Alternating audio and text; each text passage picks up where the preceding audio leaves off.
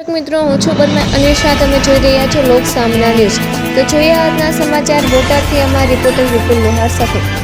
બોટાદ જિલ્લામાં આવેલા વિશ્વ પ્રસિદ્ધ યાત્રાધામ સાળંગપુર ધામ ખાતે આજ રોજ બોટાદ જિલ્લાના નવનિયુક્ત કલેક્ટર એચ.એમ. વોરાએ શ્રી કષ્ટભંજન હનુમાનજી દાદાના દર્શન અર્ચન કરી ધન્યતા અનુભવી હતી।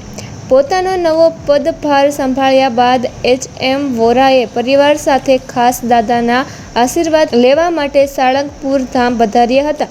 આ પ્રસંગે તેમણે પરમ પૂજ્ય શ્રી હનુમાનજી દાદાના ચરણોમાં શીશ ઝુકાવી ભાવપૂર્વક પૂજન અર્ચન અને આરતી કરી હતી।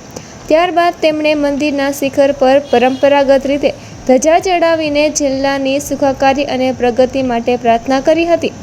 મંદિરના પૂજારી સ્વામી દ્વારા નવનિયુક્ત અધિકારીને રક્ષાસૂત્ર બાંધી દાદાનો પવિત્ર પ્રસાદ કિંગ ઓફ સાળંગપુરની પ્રતિમા આપીને તેમના સફળ કાર્યકાળ સાથે શુભકામનાઓ પાઠવવામાં આવી હતી અને રૂડા આશીર્વાદ આપ્યા હતા। આ મુલાકાત દરમિયાન મંદિર વહીવટીતંત્રના સભ્યો અને ભક્તો ઉપસ્થિત રહ્યા હતા।